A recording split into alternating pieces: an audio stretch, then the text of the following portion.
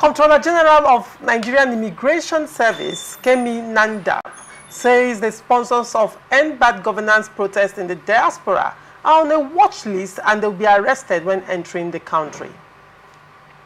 Nandap made this known on Tuesday in Abuja during a combined news conference by the heads of security agencies and service chiefs convened by the Chief of Defense Staff, General Christopher Musa, at the Defense Headquarters. She said, "We have identified some diaspora sponsors. They are on our watch list. Any attempt they make to come into the country, we will be notified and they'll be picked up and handed to the appropriate authority."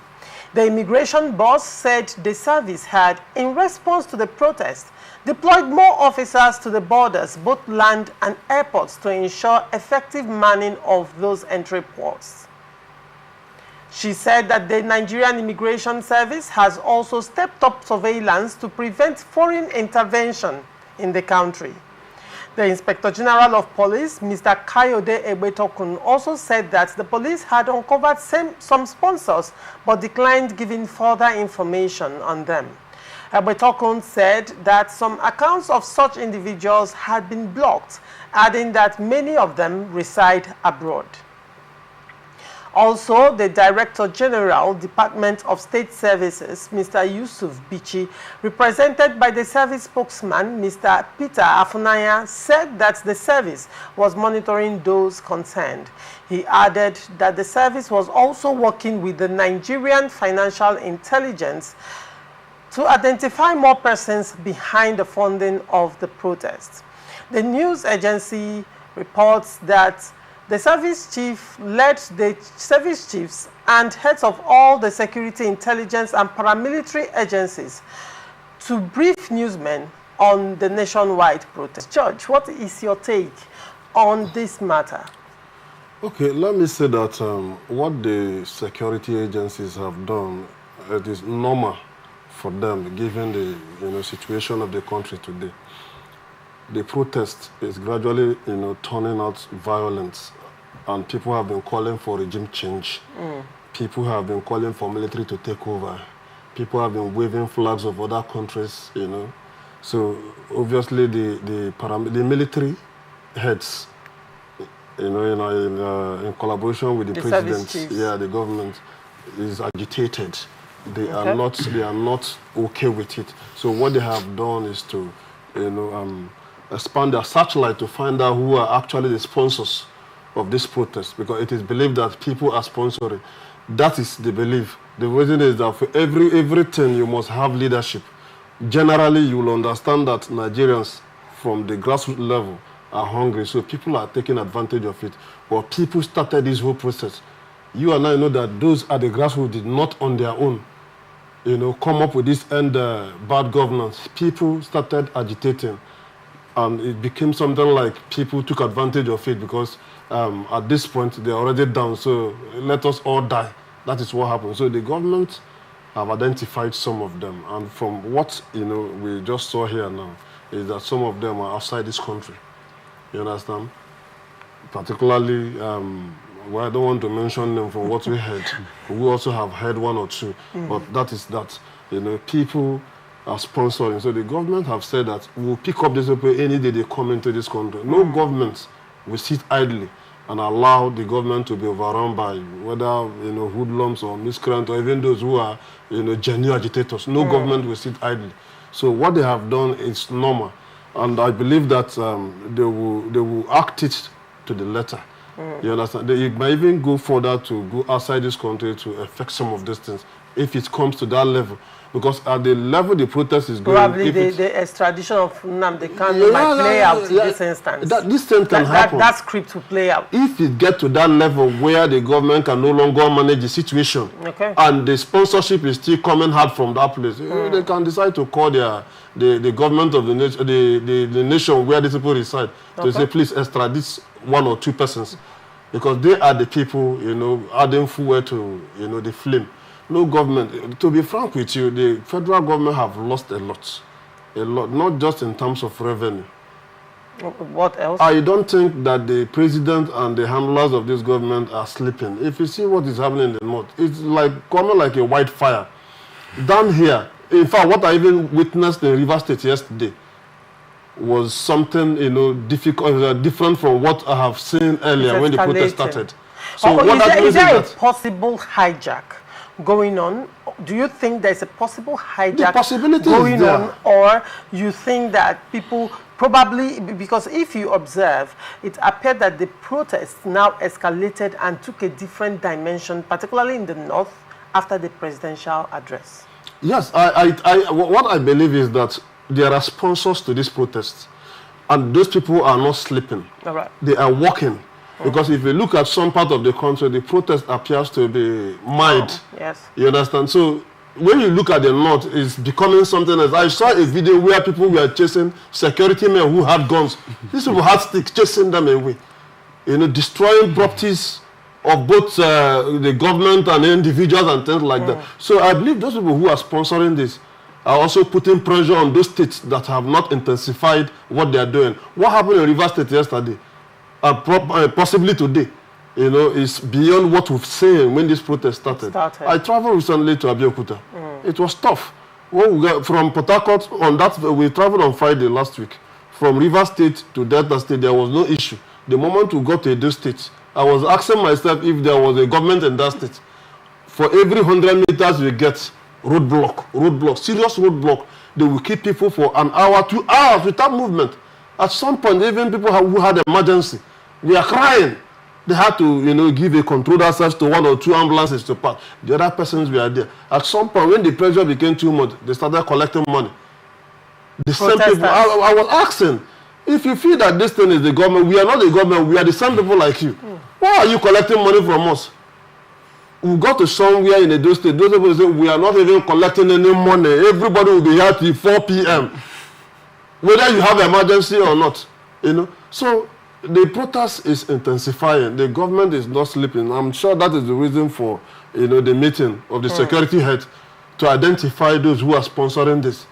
I have always believed in dialogue, but unfortunately, sometimes what government even need is what is happening for them to sit up. You're right. One would wonder, in most countries, protest is a right of the citizens, even enshrined in the Constitution. It is enshrined. Every citizen has a right to protest, and letters were written to the police. The government was notified. I mean, there was 1 month. The protesters gave the government, telling them ahead of time that there will be protests. The question is, why wasn't the government proactive? Why not call for dialogue? And you recall during that time, the federal government were calling them faceless. They said the protest sponsors were faceless, and now suddenly, the sponsors of the protest have a name and a face, if you recall, and calling them faceless. I mean, Showore had published on his Twitter handle the demands of Nigerians, which means clearly someone was owning up to some of these things. But then the question would be, if the federal government or the service chiefs, as it were, are hunkering down on these people, wouldn't it raise concerns on it being unconstitutional? Granted, in the north, it has turned violent, and most of the protesters have committed treasonable offense by, flying the Russian flag and calling on the president of Russia to come and take over Nigeria. And when you look at the history of these things in West African countries, this kind of thing has happened in direct relation to Russia, if you go through your history. So now, isn't it a dicey situation? It's possible that the sponsors of this protest probably started on the right foot, and along the line it was hijacked.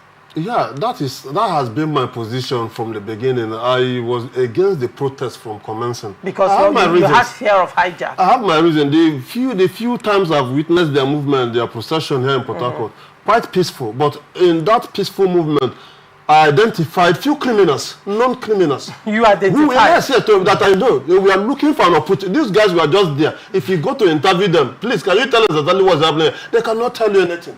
What they were looking for is just an opportunity to pounce on something. You understand? So it's unfortunate. Like you said something that the federal government said the sponsors were faceless at the initial stage. The reason was that they were trying to downplay the importance of this protest. They didn't want to give it that importance for people to feel that something is happening. But they know that there were actually people who were instigating these people.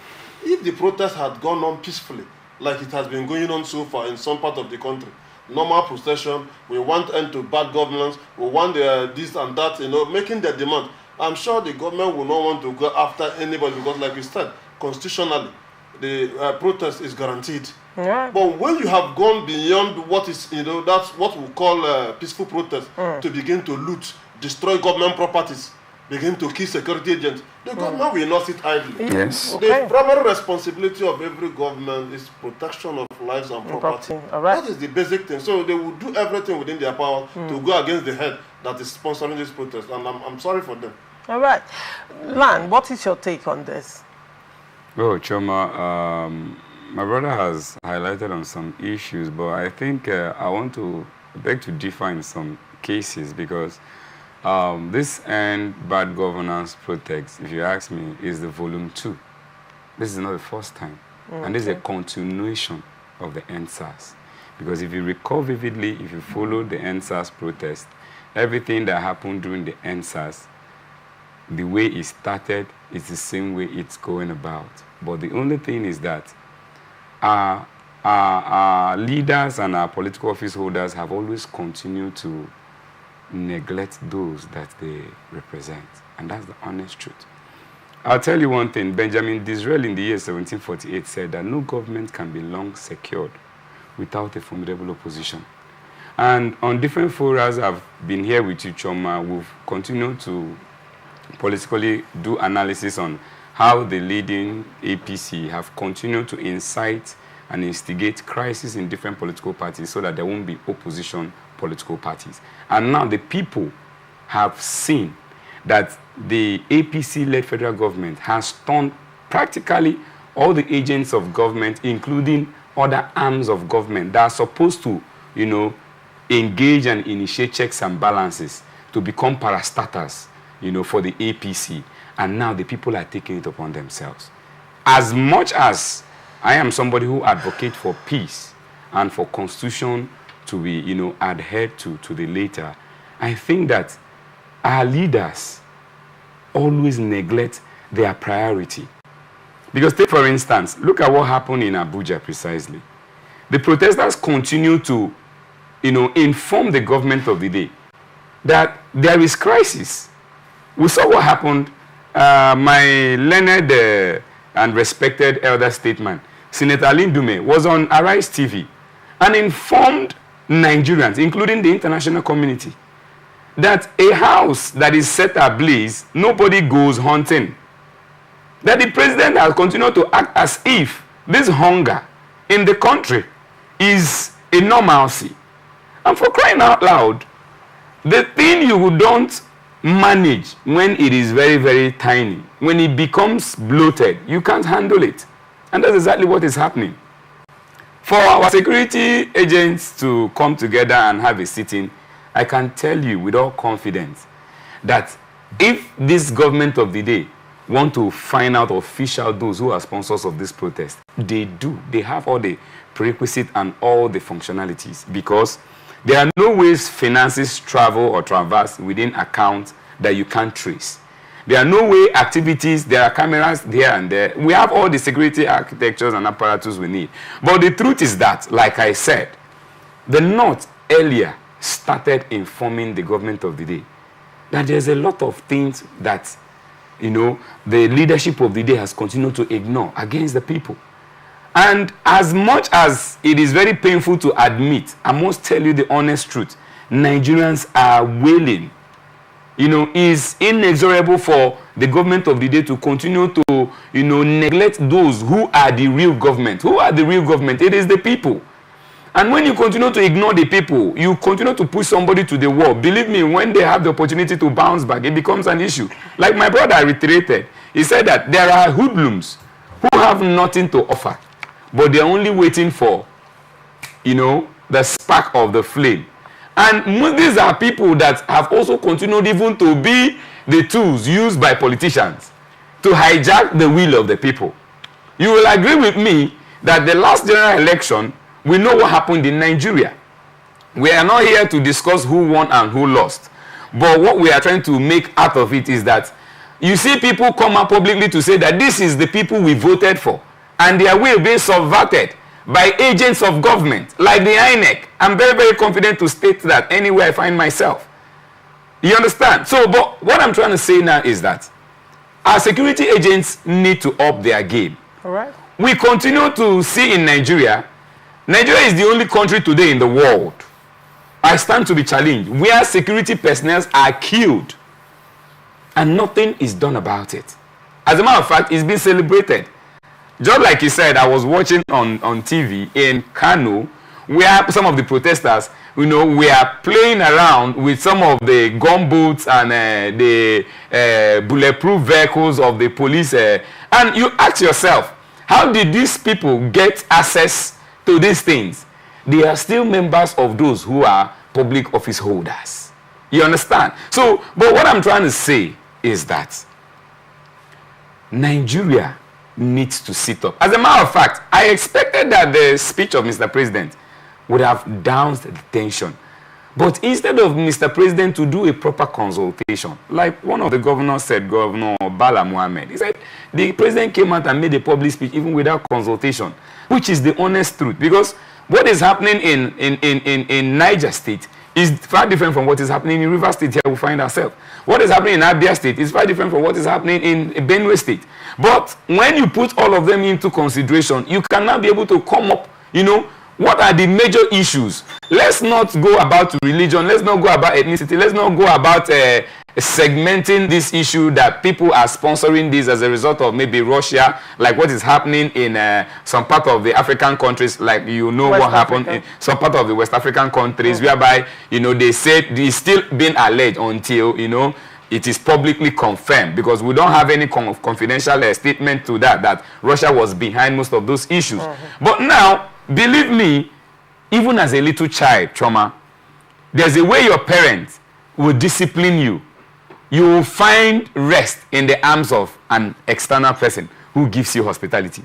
And most of these things you're seeing, that even it has led to Nigerians, especially from the north, carrying placards, including Russian flags and the rest of them. This is, if the government of the day continue to show incompetence, continue to show negligence, that the international community or other powers that be within the international community should come to the aid of Nigerians.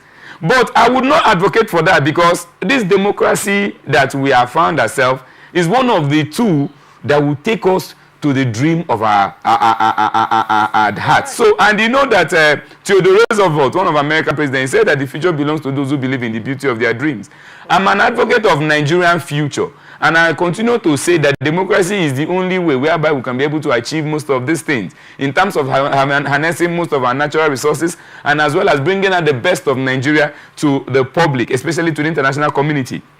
But Mr. President, the APC-led government, including our parliamentarians, should try as much as possible to sit up. Because you saw what happened. Even the Senate president came out publicly in an opening speech to say that let the protesters continue to protest while he go back home to continue to eat. Does that show somebody who took an oath of office to defend his people? Does that show somebody who is dedicated? When I try to compare and contrast, the passion expressed between Governor Basike when he came out publicly to say that those who went about to kill a public officer who took an oath to defend other citizens ought to be brought to book, and you saw his dedication and passion, and now you bring it back to the Senate president, who happened to be the 003 in Nigeria, to come up publicly to say that those who want to engage in protest should go ahead, while he himself and his family will go about eating. It shows you a high level of incompetency. As a matter of fact, I join faith with others who call for the the resignation or the impeachment of the Senate president. I said that with all confidence, because the Senate president in different forums, yes, I'm telling you this. Listen. I'm angry. I'm angry, and I need to express that, because I continue to say that the parliament is the bedrock of a democratic society, and our parliamentarians continue to show a lot of incompetence. And believe me, I'm not really happy. We have over 108 senators, and we have over 300 and something state federal rep members. These people all have constitutional funding for them to engage in oversight responsibilities in their federal constituencies and senatorial zones. But come to think of it, they continue to allow the executive arm of the state or the federal government to be the victim in all of these issues. Why do we continue to say... state governors are not yet victims. No. The reason why I don't want to bring the state governors... Hear me out. They are not victims. Listen to me. I'm not talking about the state government. Presidential address. Listen, the protesters has continued to point their fingers at the federal level. Now, we are talking about the federal level, which cuts across the executive arm, the judiciary, and the parliament. You understand? Now, what I'm saying is, constitutionally, our parliamentarians are entitled to their oversight, project that are supposed to be people-friendly, project that are supposed to bring dividends of democracy to the units and the what where they represent. But it's so painful and regrettable that we continue to see what is happening. And I must say, Mr. President, with all due respect, try as much as possible to heed to the warning of my brother, who said you should reduce the cost of fuel, because with that, I believe this tension will be doused to a limited level. All right.